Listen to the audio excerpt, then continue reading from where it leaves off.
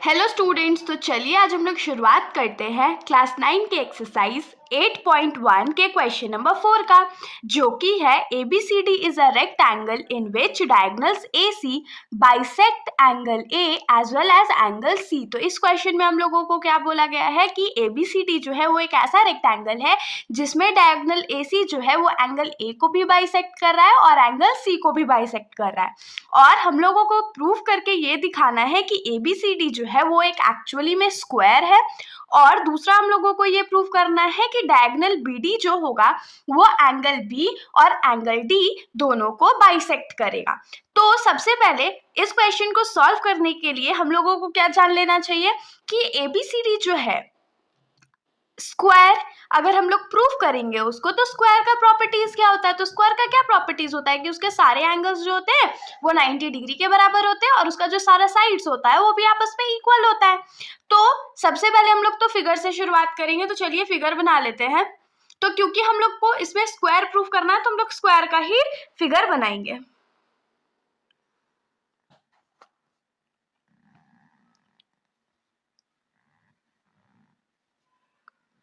मान लीजिए ये हमारा स्क्वायर है ABC और D, ये हमारा स्क्वायर है ना। अब इसमें क्या बोला है कि डायगोनल AC जो है वो एंगल A और एंगल C को बाइसेक्ट कर रहा है, मतलब कि हम लोग AC को ज्वाइन कर देंगे, AC को ज्वाइन करेंगे और एंगल A को बाइसेक्ट कर रहा है, मतलब ये वाला जो एंगल होगा वो इस वाले एंगल के बराबर होगा और ये वाला एंगल जो होगा वो इस वाले एंगल के बराबर होगा।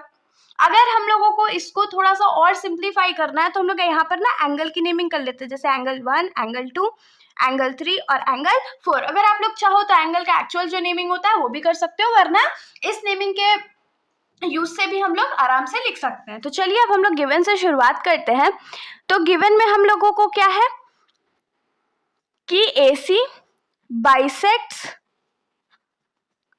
Angle A। अगर एंगल A को AC बाइसेक्ट करेगा तो यहाँ से हम लोगों के पास क्या मिलेगा कि एंगल 1 जो है वो एंगल 2 के बराबर है।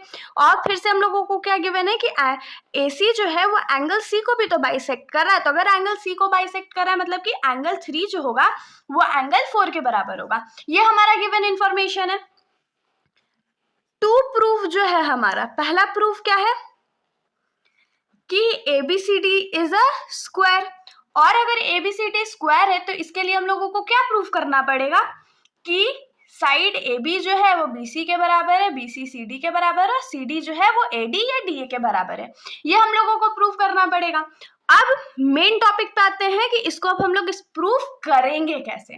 तो देखिए सबसे पहले हम लोगों को क्या दिख रहा है कि AB साइड जो है वो CD के पैरेलल है। क्यों पैरेलल है? क्योंकि स्क्वायर का जो अपोजिट साइड्स होता है वो आपस में पैरेलल होता है ना। तो अगर हम लोग कंसीडर करें कि AB जो है वो CD के पैरेलल है और AC जो है वो ट्रांसवर्सल है, तो यहाँ पर क्या लिखेंगे कि AB is parallel to CD and AC is a transversal.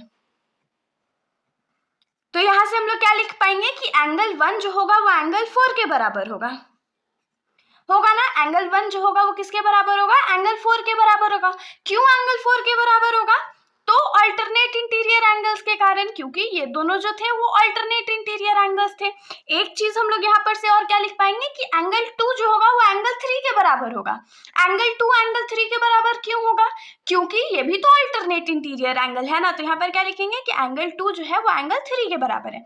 और इसका रीजन क्या जाएगा? तो इसका भी सेम रीजन होगा, अल्टरनेट इंटीरियर एंगल्स।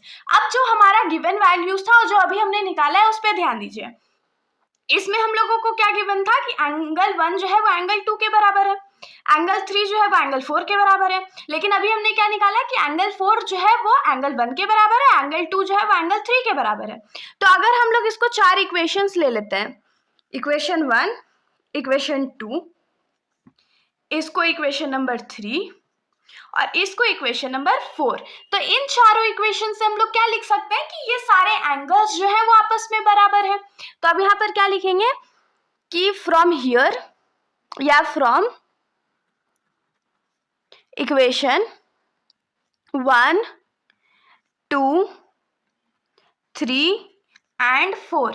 इन चारों इक्वेशन से हम लोग क्या लिख सकते हैं कि एंगल 1 जो है वो एंगल 2 के बराबर है, और एंगल 2 अभी हमने जस्ट क्या प्रूव किया कि वो एंगल 3 के बराबर है, और एंगल 3 किसके बराबर था, तो एंगल 4 के बराबर था। मतलब ये चारों एंगल जो है वो आपस में बराबर हो चुके हैं। होप सो इसमें आप लोगों को कोई भी डाउट नहीं होगा। अब देखिए, अगर ये चारों एंगल आपस में बराबर हैं तो यहाँ पर हम लोग क्या करेंगे, ट्रायंगल्स का यूज करेंगे। तो सबसे पहले क्या लिखेंगे कि इन ट्रायंगल ABC हम लोग को क्या दिख रहा है कि ट्रायंगल ABC में एंगल 2 जो होगा वो एंगल 4 के बराबर होगा। क्यों, तो हमने जस्ट अभी प्रूव अबव किया था, इसको लिख दीजिए प्रूव्ड अबव। और अगर एंगल 2 और एंगल 4 जो है वो आपस में बराबर है तो इसके अपोजिट वाला जो साइड होगा वो भी तो आपस में बराबर होगा। तो यहाँ से हम लोग क्या लिख पाएंगे कि BC जो होगा वो AB के बराबर होगा। तो इसमें हम लोग लिख लेते हैं कि एंगल 2 के बदले BC और एंगल 4 के बदले AB, ये दोनों आपस में बराबर है। क्यों बराबर है, तो हम लोग यहाँ पर क्या लिखेंगे कि sides opposite to equal angles are equal. ये तो बहुत सिंपल सा था ना। इसको हम लोग मान लेते हैं टू बी इक्वेशन नंबर 5। अब हम लोग यही सेम चीज ट्रायंगल ADC के लिए भी करेंगे। जैसे कि एंगल A के अपोजिट वाला साइड कौन सा है, तो CD है, और एंगल 3 के अपोजिट वाला कौन सा साइड है, तो AD है। तो ये दोनों आपस में इक्वल हो जाएंगे और फिर इसको हम लोग इक्वेशन नंबर 6 मान करके सारे साइड्स को इक्वल बता देंगे। तो चलिए हम लोग लिख लेते हैं। तो हम लोग लिखेंगे इन ट्रायंगल ADC, इन दोनों ट्रायंगल में हम लोगों को क्या पता है कि एंगल 1 जो है वो एंगल 3 के बराबर है। और कैसे हम लोगों को पता है, तो हमने जस्ट अभी ऊपर प्रूफ किया था ना, तो लिख देंगे प्रूव्ड अबव।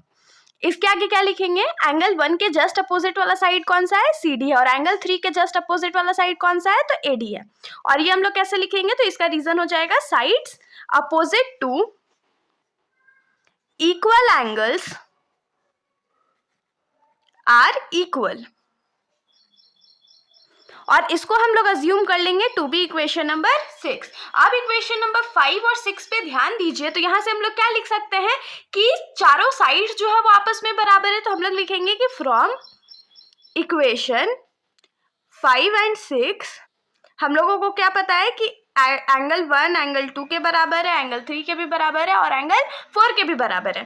तो एंगल 1 के मतलब अगर यहाँ से हम लोग ले तो क्या लिख सकेंगे कि AB जो है वो BC के बराबर है, BC CD के बराबर है, और CD AD के बराबर है। इसको जस्ट हमने अरेंज किया। तो यही तो हम लोग को प्रूफ करना था। तो यहाँ से हम लोग क्या लिखेंगे कि hence ABCD is a square. यही तो हम लोगों को प्रूफ करना था। अब हम लोग आ जाते हैं इस क्वेश्चन के सेकंड पार्ट पे। इस क्वेश्चन के सेकंड पार्ट में हम लोगों को क्या प्रूफ करना है कि फिगर का डायगोनल BD जो है वह एंगल B और एंगल D दोनों को बाइसेक्ट कर रहा है। तो उसके लिए हम लोग पहले तो फिगर बना लेते हैं।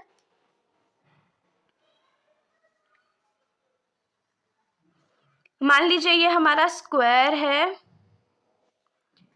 ABCD, और हम लोग को दिखाना क्या है कि डायगोनल BD जो है वो एंगल B को भी बाइसेक्ट कर रहा है। एंगल B को बाइसेक्ट कर रहा है मतलब ये एंगल इसके बराबर होना चाहिए, और एंगल D को भी बाइसेक्ट कर रहा है मतलब ये वाला जो एंगल है वो इस वाले एंगल के बराबर होना चाहिए। अब इसको हम लोग प्रूफ करेंगे कैसे, ये तो सोचने वाली बात है। अब देखिए इस क्वेश्चन में लॉजिक क्या है कि हमने ऑलरेडी प्रूफ कर रखा है ना कि ABCD जो है वो एक स्क्वायर है।